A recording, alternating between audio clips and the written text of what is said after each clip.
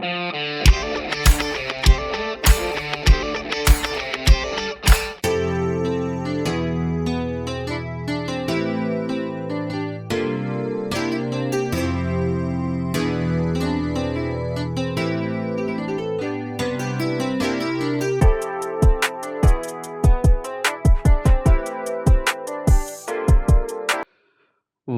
நண்பர்களே. சிட்ரா tax YouTube channel சார்பாக உங்கள் அன்புடன் அழைக்கிறோம். உலகத்தை அமைதியாக இருக்க விடக்கூடாது என்ற அடிப்படையில் ட்ரம்ப் செயல்பட்டுக்கிட்டு இருக்கார். பேச்சுவார்த்தை நடந்துச்சு, 2 வாரம் போர் நிறுத்தம் அறிவிச்சாங்க. அதில் ஒரே நாளில் எல்லாமே ஏற்றுக்கணும் அப்படின்னு சொல்லி அமெரிக்கா அடாவடி செஞ்சது காரணத்தினால ஈரான் பண்ண முடியாது. ஸ்ட்ரெய்ட் ஆஃப் ஹார்மோஸும் நியூக்ளியரை பற்றி 2க்கும் எங்களுக்கு டிஸ்பியூட் இருக்குது, அதனால் நீங்கள் சொல்கிறத கேட்க முடியாது அப்படின்னு சொல்லி ஈரான் அறிவிச்சிட்டாங்க. அதனால் அமெரிக்காவோட vice president JD Vance Pakistan கிளம்பி போயிட்டார். உடனே என்ன செஞ்சிட்டாப்புல ட்ரம்ப்பு, ஸ்ட்ரெய்ட் ஆஃப் ஹார்மோஸில் எங்கள் கப்பல் அங்கே நிற்கும், எந்த கப்பலையும் முதல்ல விடாது, அதுக்கடுத்து கொஞ்சம் கொஞ்சமாக எல்லா கப்பலும் விடும் சொல்லிட்டு திரும்பவும் எகைன் நாங்கள் ஈரானுடைய போர்ட்லேருந்து எந்த கப்பலும் வெளியே விட மாட்டோம், அவங்க வர கப்பலை அங்கே வெளியில விட மாட்டேன். யாருன்னா ஈரான் பக்கத்து இடத்துல போய் அமெரிக்காரன் அங்கே இருக்கான் பாருங்க, அங்கேருந்து ஈரானோட பக்கத்து கடல் பாரசீக வளையோட ஈரானுக்கு பக்கத்தில் இருக்கிறது, ஈரான் கப்பலை வர விட மாட்டாப்லையா.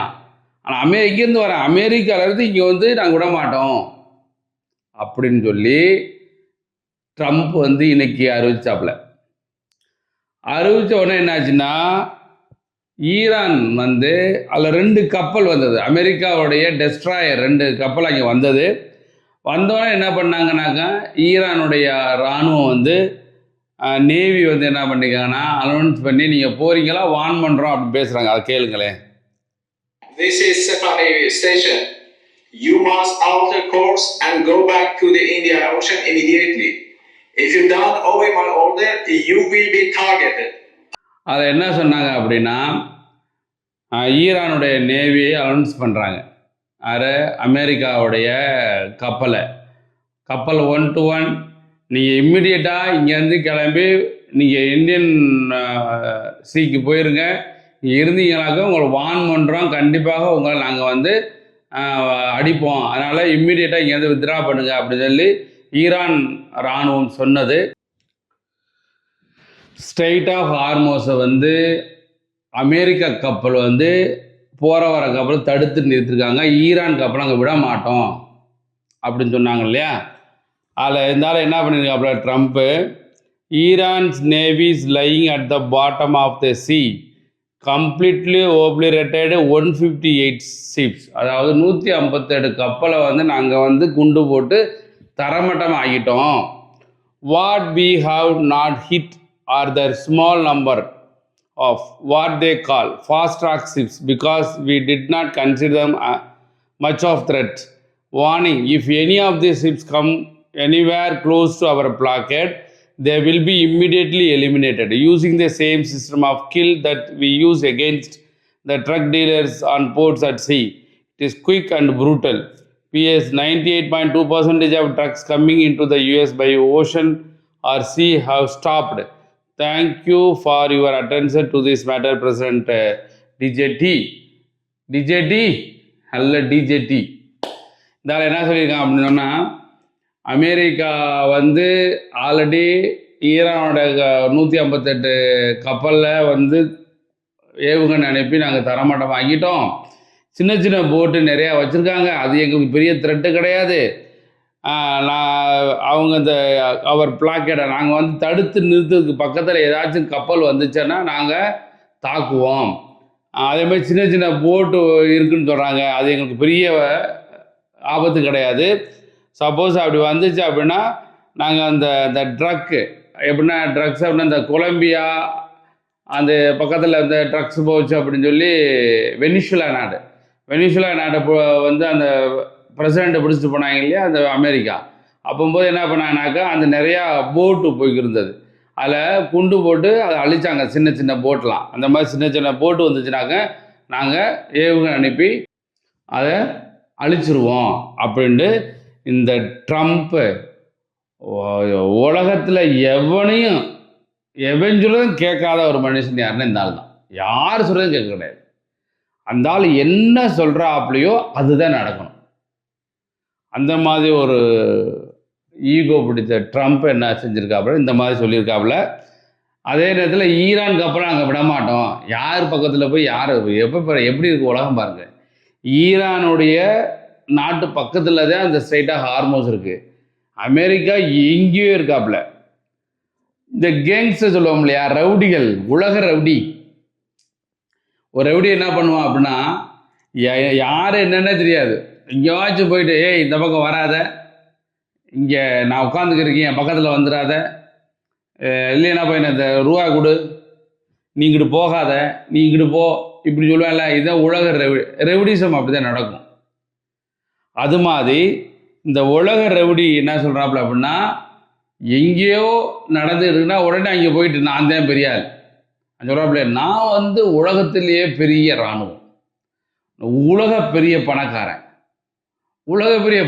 அடுத்த நாட்டில் போய் என் கொள்ளையடிச்சிட்டு போகணும் சொல்லுங்க பாப்பா. ஒவ்வொரு நாட்டிலையும் உள்ள எண்ணெய் வளங்களை போய் கொள்ளையடிச்சு எதுக்குப்பா போகணும்? உலக பணக்காரன் ஒவ்வொரு நாட்டிலையும் எடுத்துக்கிறவனு தானே. இப்போ வந்து வெனிசுலாவோட பிரசிடெண்ட்டை கைது போயிட்டு அங்கே உள்ள எண்ணெய் வளங்களை பூரா கொள்ளையடிச்சு போகிறது, தங்கத்தை கொள்ளையடிச்சு போகிறது. அதுமாதிரி ஈராக்கில் அங்கேருந்து எண்ணெய் வளங்க பூரா கொள்ளையடிச்சு போகிறது. அதே மாதிரி வளைகுடா நாடுகளில் உள்ள எண்ணெய் வளங்க பூரா அமெரிக்கா கம்பெனிஸ் வந்து அங்கே உள்ள லாபத்தெல்லாம் கொள்ளையடிச்சு கொண்டு போகிறது. ஒவ்வொரு நாட்டிலையும் போய் அடுத்தவே நாட்டு வளங்களை அப்புறம் கொள்ளையடித்து கொண்டு போனாக்கு நீ பணக்காரன் தேவை. யார் கொண்டு போகிற? பெரிய ரெவடிஸ், கேங்ஸ்டர் அப்படின்னு சொல்லுவோம் இல்லையா, பெரிய பெரிய ரெவடிகள் அந்த மாதிரி பண்ணுவாங்க இல்லையா. அதே மாதிரி உலக ரெவடி, உலக கேங்ஸ்டர் அப்படின்னு சொல்லலாம். வேர்ல்டு கேங்ஸ்டர் வந்து ட்ரம்ப்பு இந்த மாதிரி ஒவ்வொரு விஷயத்தையும் பண்ணிக்கிட்டு இருக்காப்புல. ஐஎம்எஃப்ஏ வந்து சொல்லியிருக்காங்க, ஆல்ரெடி ஏகப்பட்ட பிரச்சனையில் போயிருக்கு, திரும்பவும் இந்த போர் நடந்துச்சு அப்படின்னா கண்டிப்பாக ஒரு உலக மக்களுக்கு ஒரு பெரிய எக்கனாமிக்கலி பேக்வேர்ட் ஆகும். இப்போ என்ன சொல்லியிருக்காங்க, ஓமனில் உள்ள ஒரு கேஸ் இண்டஸ்ட்ரியை வந்து ஈரான் அடித்தாங்க. ஏன் ஈரான் அடித்தாங்கனாக்க, அமெரிக்காக்காரன் போய் ஈரானோட கேஸ் இண்டஸ்ட்ரி அடித்ததுனால இம்மிடியேட்டாக ஈரான் வந்து ஓமனோட கேஸ் இண்டஸ்ட்ரியை அடித்தாங்க. இப்போ என்னாச்சு அப்படின்னா, ஐஎம்எஃப் என்ன சொல்லுதுன்னா, அந்த கேஸ் இண்டஸ்ட்ரியை வந்து நாங்கள் வந்து பழைய நிலைமைக்கு கொண்டு வரதுக்கு எப்படி 5 வருஷம் 6 வருஷம் ஆகும். அந்த ஒன்று மட்டுமே. அது மாதிரி நிறையா எண்ணெய் வளங்களை வந்து ஏவுகணை தாக்கி அழிச்சிருக்காங்க. எத்தனை வருஷம் ஆகுமோ தெரியலை. ஒரு பெரிய த்ரெட்டு, அமெரிக்கா பெரிய த்ரெட்டு வந்து இந்த உலகத்துக்கு இந்த ஆள் கொடுத்துக்கிட்டு இருக்காப்புல. இந்த ஆள் என்னைக்கு இந்த ஒரு நல்ல நிலைமை வரும்னு தெரியலை. ஸோ உலக கேங்ஸ்டராக நடித்து கொண்டிருக்கும். ஏன்னா உலக கேங்ஸ்டர்னா இதாக இருப்பாங்க, திடீர்னு மாறுவாப்புல, ஐயோ சாமி அப்படின்வாப்புல. அப்புறம் வடிவேல் படத்தில் வடிவேல் சொல்லுவாப்புலையா, காலையில் வந்து எல்லாம் சாமி கும்பிட்டு அம்மாவுக்கு சாமி கும்பிட்டு போவேன், நைட்டு பார்த்தாக்கா தண்ணி அடித்து வந்து அம்மாவை போட்டு அடிப்பேன். அது மாதிரி இந்த ஆள் என்ன செய்கிறான் ஏது செய்கிறது என்னும் தெரியாமல் உலக மக்கள்லாம் வந்து, அதில் அமெரிக்கா மக்கள்லாம் ஏண்டா அந்த கிறுக்கு பயலுக்கு ஓட்டு போட்டோம் அப்படின்னு சொல்லி வருத்தப்படுற சூழ்நிலை. உலக மக்கள்லாம் ஏண்டா இவங்க இந்த அமெரிக்காரனுக்கு என்னதான் புத்தி பெதலிச்சு போச்சா, இந்தால போய் ஓட்டு போட்டு தேர்ந்தெடுக்காங்களே அப்படின்னு சொல்லி மக்கள்லாம் வந்து புலம்புறாங்க. உலக மக்கள்லாம் என்ன நடக்குமோ ஆண்டவனுக்கு தான் தெரியும், பார்க்கலாம். ஸோ இதுதான் ஸ்ட்ரெய்ட் ஆஃப் ஹார்மஸ். உலகமே உத்து நோக்கக்கூடிய ஒரு பகுதி இந்த ஸ்ட்ரெய்ட் ஆஃப் ஹார்மஸ். இந்த ஸ்ட்ரெய்ட் ஆஃப் ஹார்மஸுக்கு, இந்த ஸ்ட்ரெய்ட் ஆஃப் ஹார்மஸ் பாரசீக வளைகுடா அப்படின்னு சொல்லுவாங்க, பெர்ஷியன் கல்ஃப். இந்த பாரசீக வளைகுடாவில் வந்து இது ஈரானு, இது ஓமன், இந்த 2 நாட்டுக்கு இடையில் இந்த அகலம் எவ்வளோன்னா 21 மைல், ரொம்ப ஷார்ட், 21 மைல். இங்கே என்னன்னாக்க இந்த பக்கம் தான் கல்ஃப் கண்ட்ரிஸ் நிறையா இருக்குது. இங்கேருந்து வரக்கூடிய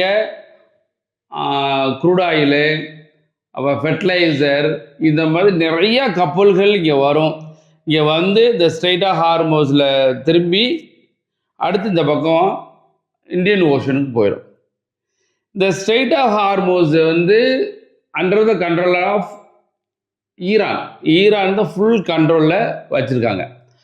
ஆனால் இந்த ஸ்ட்ரெய்ட் ஆஃப் ஹார்மோஸை வந்து அவங்க என்ன சொல்கிறாங்க, எல்லா கப்பலும் நான் விட மாட்டோம், ஏன்னா நிறைய கன்னிவெடி உள்ளே வச்சுருக்கோம், அதனால் கப்பல்களை வந்து குறிப்பிட்ட கப்பல் மட்டும்தான் ரெஸ்ட்ரிக்ட் பண்ணி தான் விட போகிறோம் அப்படின்னு சொல்லியிருந்தாங்க. சொன்ன உடனே இந்த ஆள் இருக்காப்புல நம்ம சொல்லுவோம்ல அடிக்கடி, இன்னைக்கு ஒன்று நாளைக்கு ஒன்று. ட்ரம்ப் என்ன சொல்கிறாப்புலனாக்கா, உடனேயே நாங்கள் இந்த ஸ்ட்ரெய்ட் ஆஃப் ஹார்மோஸை வந்து பிளாக் பண்ண போகிறோம், எந்த கப்பலும் விட மாட்டோம். அதுக்கடுத்து என்ன செய்வோம்னாக்கா, எல்லா கப்பலையும் விடுவோம், ஆனால் ஈரான் கப்பல் விட மாட்டோம்.